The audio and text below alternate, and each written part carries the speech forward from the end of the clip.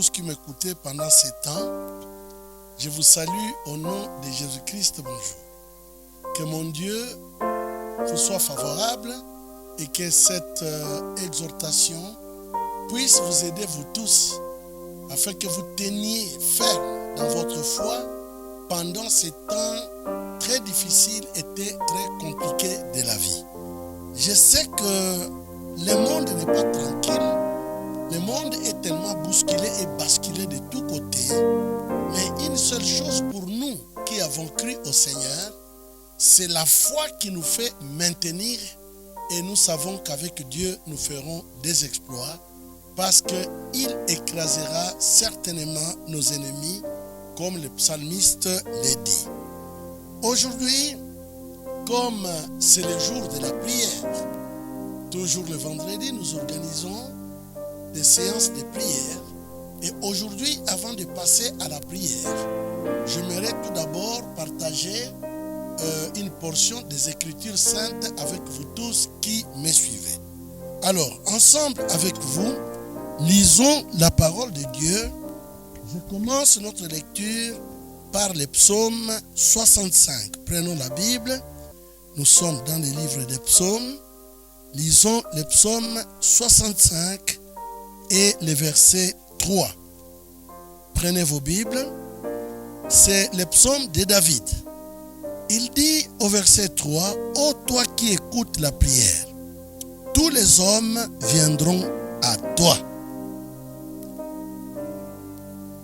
Notre thème d'aujourd'hui est intitulé « Ô toi qui écoutes la prière, tous les hommes viendront à toi. » C'est juste le passage que nous venons de lire de ce psaume et du roi David. Pourquoi il dit tous les hommes viendront à toi parce que toi tu écoutes les prières? C'est parce qu'il sait que lorsque l'homme se retrouve en difficulté, il cherche toujours un soutien, quelqu'un qui peut lui venir au secours pour l'aider dans son combat, afin de le faire partir de ses combats et qu'il puisse retrouver sa paix et sa tranquillité. Oui, le monde, comme je l'ai dit ces derniers temps, passe à des temps difficiles. Le monde est bousculé. Le psalmiste dit toujours dans le psaume 46, permettez d'abord que je lise avant de passer au détail de mon message. Chapitre 46 de psaume, les versets 9 et le verset 10, nous l'avons déjà lu encore la fois passée, mais je reviens parce que c'est très important. Ici, le psalmiste dit, et c'est le psaume des fils de Corée, il dit, venez contempler les œuvres de l'Éternel, les ravages qu'il a opérés sur la terre. C'est lui qui a fait cesser les combats jusqu'au bout de la terre. Et il a brisé l'arc et il a rompu la lance, il a consumé par le feu les chars de guerre. C'est-à-dire ici, le psalmiste est en train de voir les combats qui menacent l'homme. Et l'ennemi est en train d'attaquer. Et il ne laisse pas à l'homme le temps de s'organiser et de présenter juste la résistance. Mais le psalmiste dit non. Venez vous tous qui n'avez pas confiance, vous qui tremblez. Venez tous et voyez comment l'Éternel va accomplir ses œuvres et comment il va ravager et comment il va opérer sur la terre. S'il y a eu des combats dans les temps passés et que l'Éternel a mis fin à ces combats, sachez très bien et ayez la foi que même dans ces combats que toi et moi nous nous retrouvons, l'Éternel fera cesser. La Bible déclare, il a fait cesser les combats jusqu'aux extrémités de la terre, jusqu'au bout. Même aujourd'hui, Dieu ne change pas. Il est le même hier, il est le même aujourd'hui et il est le même demain. Je ne dis pas il sera, parce que lui, il est celui qu'on appelle je suis. Il est le même aujourd'hui, il est le même demain. Si hier, il a soutenu des combats, surtout les combats qui poursuivaient son peuple. C'est que les ennemis s'organisaient pour faire du mal à Israël. Et Israël criait à l'Éternel toujours pour que Dieu lui vienne au secours. Il en est de même pour David. Ça, je ne peux même pas trop parler là-dessus. Vous savez que David a vécu de grandes expériences avec Dieu. Il était entouré de beaucoup d'ennemis. Et le dernier de sa vie, c'était Saül. Mais Saül ne pouvait rien faire contre David. Pourquoi? Parce que David avait la foi en Dieu. C'est pourquoi, tel qu'il a fait cesser les combats qui menaçaient David, il a fait cesser les combats qui menaçaient Israël, son peuple. Même aujourd'hui, toi et moi, nous constituons son peuple. Il a le regard sur nous. Il a de l'amour envers ceux qui le craignent. C'est nous qui le craignons. Et il fera cesser ces combats. Et la Bible nous donne un exemple. C'est l'exemple dans Exode au chapitre 15. Là où les ennemis poursuivaient Israël. Et c'était juste le Pharaon, les rois de l'Égypte et ses cavaliers. Alors, l'Éternel a fait un miracle qui a étonné tout le monde. C'était quel miracle? Il a ouvert le chemin et Israël a traversé. Chose qui ne pouvait pas se faire dès le début du monde. Mais ce jour-là, Moïse et Israël ont vécu de grands exploits avec Dieu. Comme je dis, avec Dieu, nous ferons des exploits. Ici, au chapitre 15, du verset 1 au verset 3, c'est Moïse qui sort avec les enfants d'Israël du pays de l'Égypte, comme vous le savez, où ils ont beaucoup souffert. Et Israël a traversé, Israël est parti avec Dieu, mais devant lui, il y avait encore un autre obstacle. C'était la mer Rouge. Comment ils vont traverser la mer Rouge? Mais Dieu savait comment ils vont traverser. Même aujourd'hui, dans ce monde, nous sommes en train de traverser, pas la mer Rouge, mais les complications très grandes dans la vie de toutes les nations de la terre. Chacun se pose la question, traverserons-nous ou nous allons seulement rester de ce côté où il y a Pharaon qui est en train de nous poursuivre? Les pharaons d'aujourd'hui, personne ne les voit. Au moins à cette époque-là, les enfants d'Israël voyaient comment Pharaon, ses cavaliers et ses chevaux venaient pour l'attaquer afin de l'arrêter et le retourner en Égypte, qu'il demeure toujours esclave des Égyptiens. Mais l'Éternel ne pouvait pas admettre cela. Il n'a pas libéré Israël pour que Israël retourne encore en Égypte et puisse demeurer esclave en train de faire les travaux pénibles, cruels en faveur de Pharaon et de son peuple. Alors, il a ouvert la mer Rouge par sa main puissante. Israël a traversé. Même aujourd'hui, mon frère, ma soeur, vous qui m'écoutez, je ne sais pas comment ça va se faire, mais Dieu sait. Il ouvrira toujours une brèche et tous nous passerons par là et personne n'aura plus peur de l'ennemi qui nous poursuit pendant cette période. Quand ils ont vu que Dieu a opéré ce miracle, voici, Moïse et les enfants d'Israël ont chanté un cantique de gloire à l'honneur de l'Éternel. La Bible dit, alors Moïse et les enfants d'Israël chantèrent ce cantique à l'Éternel, ils dirent, c'est dans le chapitre 15 à partir du verset 1. Je chanterai à l'Éternel car il a fait éclater sa gloire. Oui, Dieu quand il opère, il veut que sa gloire soit manifeste et que le peuple le glorifie. Et c'est ce qu'il a fait en ces jours-là. Il a précipité dans la mer le cheval et son cavalier. L'Éternel est ma force, déclare Israël, est le sujet de mes louanges. C'est lui qui m'a sauvé. Il est mon Dieu, je le célébrerai.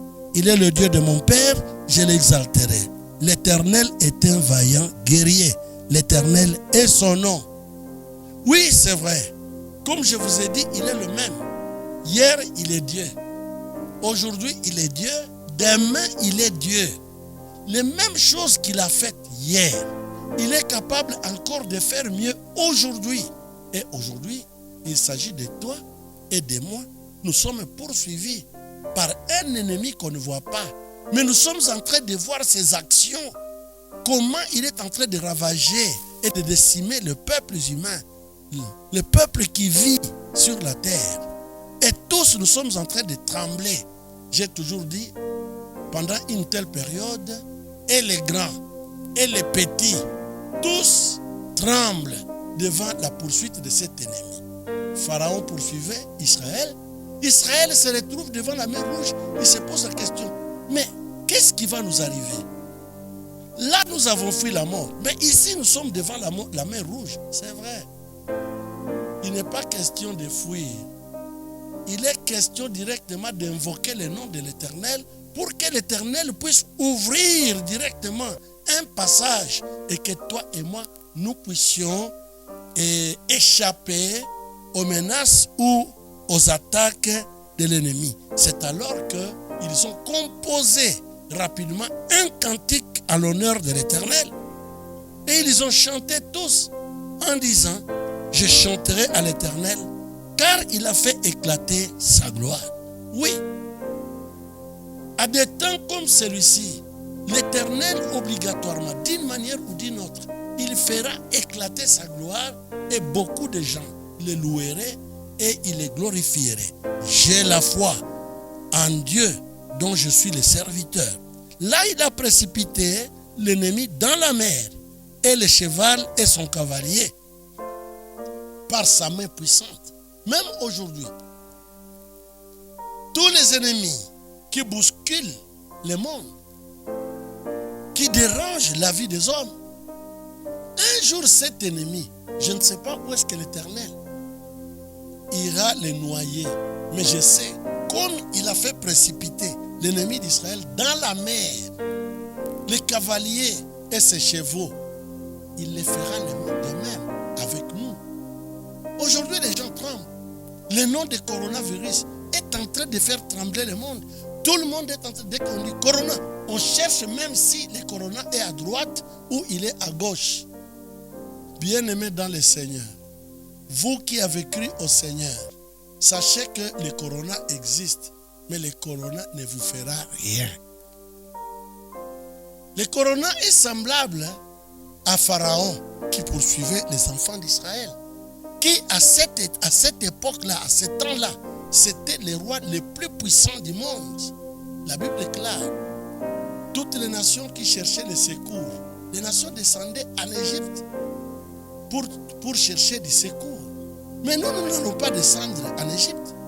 Nous allons regarder au sommet de la montagne sainte, là où Dieu siège seul, où il prend toutes les décisions seul en faveur de nous qui sommes son peuple. C'est pourquoi j'ai intitulé ce message « Ô toi qui écoutes la prière ». C'est parce qu'aujourd'hui, nous tous, nous sommes en train de crier vers lui. Et son oreille n'est pas dure pour ne pas attendre. La Bible déclare que la main de l'Éternel n'est pas courte pour sauver, ni son oreille dure pour entendre. Là, je vais lire ce passage. Nous crions, bien-aimés dans le Seigneur, sachons que notre Dieu écoute. Je suis dans le livre d'Ésaïe, au chapitre 59 et le verset 1er. On dit non, la main de l'Éternel n'est pas trop courte pour sauver, ni son oreille trop dure pour entendre. Sache que lorsque tu ouvres ta bouche, que ce soit dans ta chambre, que ce soit dans ta voiture, que ce soit dans les lieux sur les lieux où tu te retrouves, quand tu ouvres ta bouche pour prier, l'Éternel écoute la prière de ses saints serviteurs et il les exauce. Un jour, Israël, dans la souffrance en Égypte, où Pharaon et ses chefs ont imposé un système de vie à Israël, ce dernier a crié à l'Éternel et Dieu a écouté les cris et il a dit ceci dans Exode au chapitre 3 du verset 7 au verset 10. Écoutez ce que l'Éternel dit. Exode au chapitre 3, du verset 7 au verset 10. L'Éternel dit, il parlait à Moïse, j'ai vu la souffrance de mon peuple qui est en Égypte, et j'ai entendu les cris qui lui font pousser ses oppresseurs, car je connais ses douleurs. Même aujourd'hui, l'Éternel connaît nos douleurs. Nous ne dormons pas en paix. On nous impose un système de vie. Aujourd'hui, on ne peut pas quitter sa maison pour circuler librement. Tous nous sommes confinés. On ne travaille pas. On ne sait pas ce qui va nous arriver. Bien-aimés, il y a des gens qui disent aujourd'hui, les gens ne vont pas mourir encore de ces virus. Ils vont mourir de la souffrance, de la faim. Car les hommes et femmes ne produisent presque plus. Mais vous croyez que l'Éternel ne voit pas? S'il a vu la souffrance que les Égyptiens ont imposée à son peuple en Égypte, même aujourd'hui, Dieu est en train de voir le système de la vie qu'on nous impose. Mais comme il reste Dieu, il ne va pas nous abandonner. Je continue avec la lecture. Il dit au verset 8, « Et je suis descendu pour les délivrer de la main des Égyptiens et pour les faire monter de ces pays dans un bon et vaste pays, dans un pays où coule le lait et le miel, dans les lieux qu'habitent les Cananéens, les Essiens, les Amoréens, les Phérésiens, les Éviens et les Jébusiens. Voici, les cris d'Israël sont venus jusqu'à moi. » Même aujourd'hui, nous ne sommes pas là pour crier comme si c'était dans un stade de foot où Mazembe ou une autre équipe de la République est en train de marquer le but contre l'adversaire qui est venu d'une autre nation. Non, non. Nous sommes ici en train de voir comment l'ennemi est en train de menacer.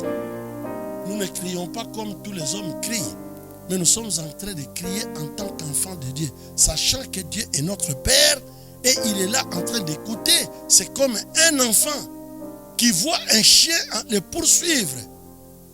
Il ne va pas courir de n'importe quelle manière, il va crier vers son Père. Nous aussi, nous courons vers le Dieu qui nous a établis, Dieu qui nous a fait, lui qui nous a créés, lui qui nous connaît plus que nos parents.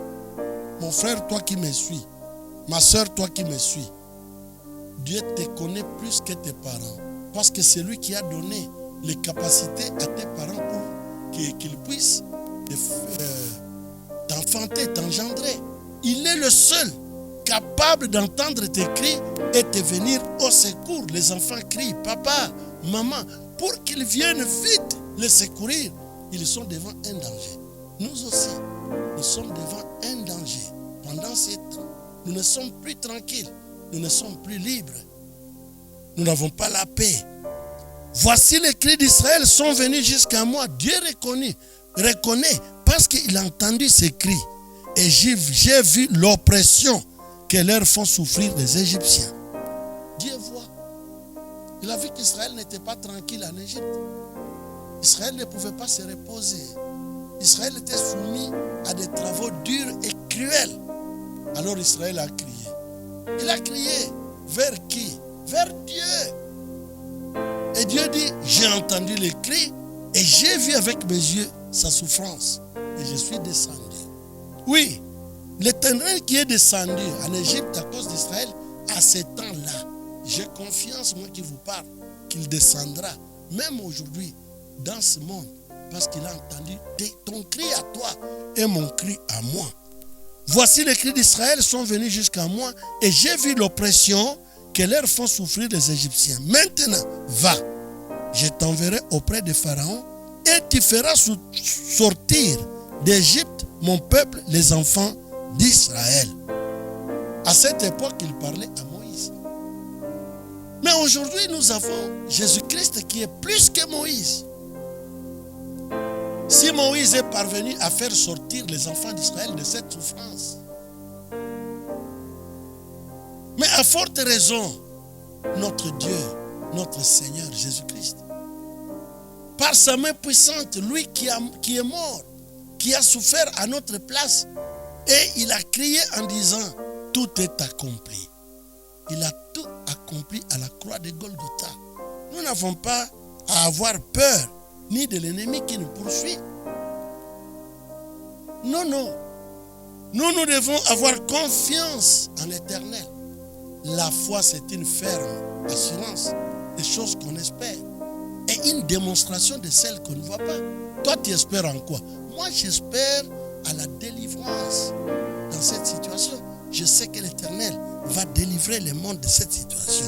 Quel que soit le système que le chef de ce monde nous impose. Parce que vous devez savoir que cette situation, on nous l'impose par les grands de ce monde, ceux qui se disent grands de ce monde.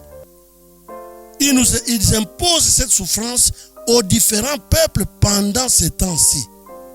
Mais sachons que Dieu est au contrôle et il voit tout ce qui se passe. S'il avait vu la souffrance d'Israël en Égypte, il voit aussi notre souffrance aujourd'hui, au temps de Jésus-Christ. Là, c'était la souffrance au temps de Moïse. Mais aujourd'hui, c'est la souffrance et la misère. Pendant que Jésus-Christ est là, lui qui a souffert pour ce monde, lui qui a accepté de mourir, mais il est ressuscité. Là où il est monté au ciel et il est à la droite du Père. Ce n'est pas moi qui l'ai dit, c'est la parole de Dieu. Il est à la droite du Père, là où il intercède pour toi et il intercède pour moi. Il intercède pour ta famille, il intercède pour ma famille. Il intercède pour tes entreprises, il intercède aussi pour mes entreprises. Sachant que tu ne vas rien perdre, car l'Éternel est au contrôle. Il est vivant, il est assis sur son trône, il écoute nos cris de douleur. Nous sommes en train de faire des choses, d'élever vers son trône les cris de douleur. Même toi qui me suis, tu as la douleur dans le cœur et tu te poses des questions. Que ferais-je avec le poids que j'ai? Quel poids? La famille. Tu te poses la question. Qu'est-ce que tes affaires vont devenir? Mais il y a quelqu'un qui a le contrôle de tes affaires, qui a le contrôle de ta famille, qui a le contrôle de toi-même, de ton travail même. Il n'y a rien que tu vas perdre. Parce que lui-même, qui sait organiser tout, il s'organise de manière qu'au temps marqué par lui-même. Parce que la Bible nous dit, il y a un temps pour toutes choses sur la terre. Il y a le temps où l'homme crie, mais il y a le temps où l'Éternel entend et il exauce la prière de celui qui crie. Ayons la foi que d'ici là, tout ce que nous sommes en train de voir, tout ce qui nous fait trembler, va cesser. Parce que lui, il est celui qui fait cesser les combats jusqu'au bout de la terre. Nous allons oublier. Qu'est-ce que nous n'avons jamais vécu ici? Nous venions ici de vivre les temps d'Ebola. Tout le monde se disait, mais nous allons faire quoi? Nous allons devenir qui? Mais aujourd'hui, presque on ne parle plus d'Ebola. Même si ça continue encore à faire quelque chose. C'est dans certains coins. Mais l'Éternel est au contrôle. Même dans ces coins-là, Ebola sera anéanti. Et cela au nom de Jésus. Même aujourd'hui, ces fléaux ici va cesser et nous serons libres. Aujourd'hui, il n'y a plus moyen d'aller d'un lieu à un autre ou d'être à l'aise ou d'évacuer à ses occupations tranquillement. Mes amis, je sais que nous traversons les moments les plus difficiles de la vie. Mais Dieu est au contrôle, je le répète. Je ne cesserai jamais de répéter cela. Je sais que Dieu est au contrôle. L'ennemi qui nous soumet dans ces systèmes de la vie bizarres, lui-même, il vivra l'ignominie totale. Car l'Éternel, la Bible déclare, Dieu s'élève et ses ennemis se dispersent. Aie la foi que les ennemis que tu vois aujourd'hui, Dieu dit aux enfants d'Israël, ne craignez rien. Car les Égyptiens que vous voyez aujourd'hui, vous ne les verrez plus jamais. Aujourd'hui, on nous parle du virus de Corona. Oh, bientôt là, vous n'entendrez plus. Ça va rester au niveau de l'histoire. Et nous allons raconter cela Nous allons raconter. Il y avait la peste au temps de la Bible qui a ravagé. Mais aujourd'hui, on ne parle plus de la peste. Pourquoi? Parce que l'Éternel a presque anéanti. Il a anéanti, pas presque, excusez-moi, il a anéanti la peste. Même le virus de Corona sera anéanti. J'ai la foi. Voilà l'exhortation que je voulais vous donner en ces jours-ci. Maintenant, ayez la foi. Tous allons à genoux. Prions le Seigneur qu'il puisse arrêter ces fléaux et que l'Éternel soit glorifié. Que Dieu bénisse sa parole au nom de son Fils Jésus-Christ. Amen. Prions le Seigneur. Dieu Tout-Puissant, toi le Dieu d'amour et de miséricorde, toi qui écoutes toujours les cris de ton peuple, même aujourd'hui, tu es en train de nous écouter. C'est pourquoi le psalmiste a dit, ô toi qui écoutes la prière, tous les hommes viendront à toi. Ces hommes, c'est qui? C'est nous. Nous venons à toi, Seigneur. C'est pour chercher ton secours, ton appui, ton intervention, afin que cet ennemi qui nous fait trembler puisse être anéanti et que nous vivions une vie de paix et de tranquillité. Seigneur, agis dans ton amour, étends ta main puissante et arrête la progression de cet ennemi afin que nous vivions. Au nom de Jésus-Christ, nous venons de publier cette victoire. Amen. N'oubliez pas, mes amis, que le programme reste le même. Mardi, mercredi et vendredi, à 17h, le pasteur parle. Soyez toujours en face de vos écrans pour suivre les quelques exhortations et vaquer à la prière. Mais le dimanche, à partir de 9h30, je vais encore parler. Soyez toujours en face de vos écrans et suivez le message que je vais donner. Voilà, pour le reste, vous-même vous savez ce qu'il faut faire, mais que mon Dieu soit avec chacun de vous au nom de Jésus. Amen.